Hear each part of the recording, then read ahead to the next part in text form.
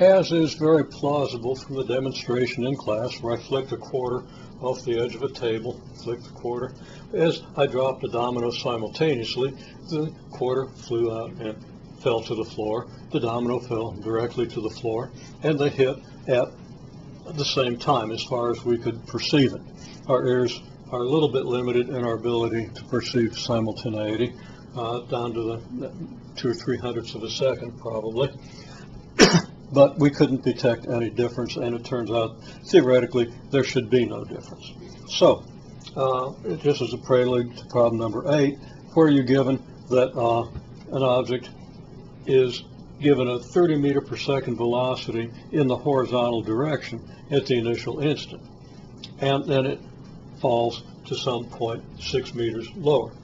So vertical velocity is 0, the change in position is -6 meters, and the acceleration is that of gravity, in this case -9.8 meters per second squared, where, and we should always include a note, up is positive. Again, this is our choice. We could choose down as positive, so that delta S would be 6 meters and the acceleration would be 9.8 meters per second squared. Initial velocity would still be 0. Okay, so now this is for the vertical velocity. So I'm going to add a little bit of notation here. I'm going to say V0y, Sy, Ay, subscripts y on these things. So we find the delta t. Okay, so well, that y direction being often regarded as vertical, x direction as horizontal, we're analyzing the y motion where the acceleration is 9.8 meters per second squared downward. Well, then we find delta t. How do we find delta t? Well, we've done this and indicated this a number of times already in this particular set of class notes, so you might want to review that. But the strategy is generally going to be, if you know the initial velocity, displacement, and acceleration, you can use the third or the fourth equation of motion, but the third equation of motion is quadratic in delta t, and we don't want to deal with that.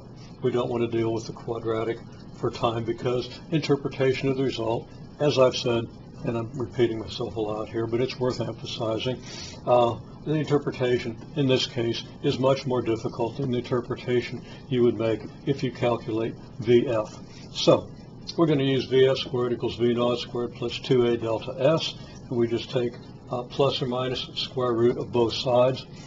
We evaluate, we plug in our numbers and evaluate the square root, and we're going to get a velocity in meters per second if we use the change in position and acceleration quantities in the given units, meters and meters per second squared. You can verify that.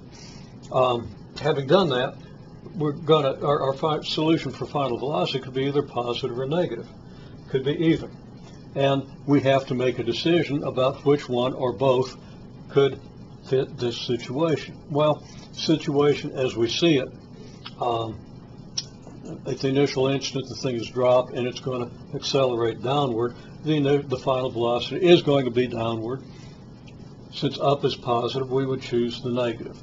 So here I'll say choose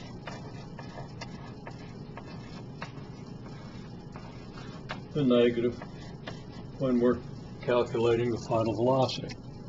Okay, so for our vertical velocity, our change in position is 6 meters, actually negative 6 meters.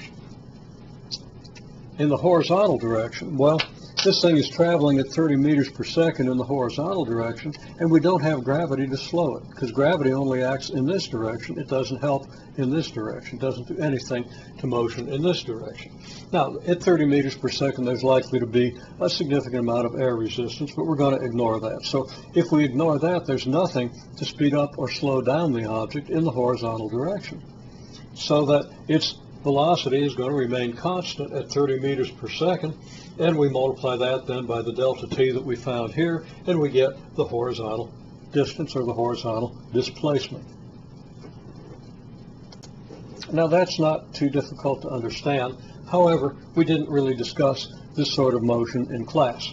And what would suffice on a problem like this is simply to calculate and find your delta t. If you can find the horizontal displacement as well, because that's really pretty easy once you've found delta t, well, that's fine. But the idea here is that since the initial velocity is purely in the horizontal direction, there's zero vertical component. So the initial vertical velocity is 0. Vertical acceleration is 9.8 meters per second squared down. Whether that's positive or negative depends on whether you choose up or down to be positive. And the delta Sy, again, could be positive or negative depending on which direction you choose as positive, but it's going to be downward. Okay? So if you can analyze just this and get the delta t, I would give you full credit on the problem at this point. So you can kind of store that away. But then it's really easy to find this horizontal, and I'd give you an extra point or two if you did that.